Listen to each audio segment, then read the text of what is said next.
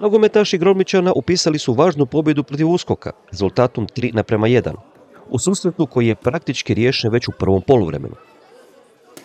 Cijela se utakmica može sažeti u 4 prekida po 1 kazneni udarac sa svake strane i 2 zgoditka iz prekida.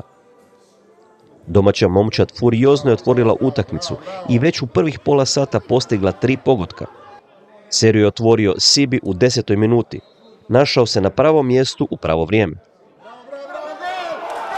Prednost ubrzo povećava iskusnik Dražen Pilčić na sjajan slobodnjak Borne Kovačevića u 18. minuti.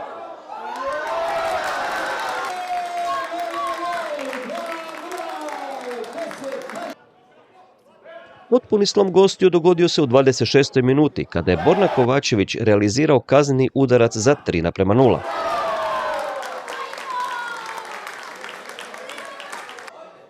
Uskok je uspio smanjiti rezultat preko Josipa Zeljkovića iz 11. u 30. minuti, ali to je bilo sve od gostujuće momčadi u ovome susretu.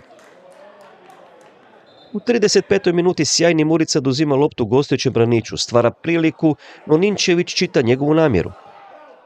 Ključni trenutak dodatno usmjerio utakmicu na stranu Gromničana. Netom prije odlaska na veliki odmor, Anthony Raymond dobiva drugi isključujući žuti karton. U nastavku susreta gosti su ostali se igrače manje nakon isključenja, što je domaćinu omogućilo mirnu kontrolu igre do samoga kraja.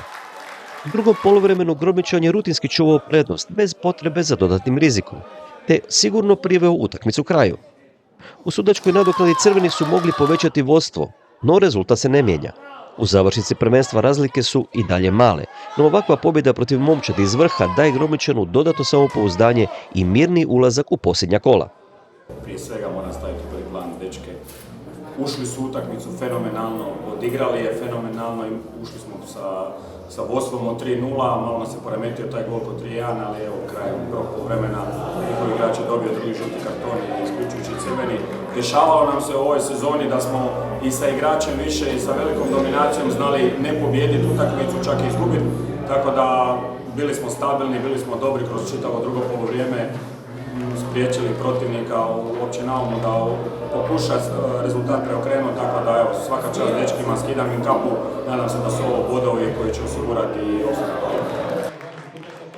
Neki će 1. maja na tradicionalne fešte povodom praznika rada, a neki na Mavrince gdje Gromničan ugošćuje kustošiju, a uskoci će put Dugoga Sela.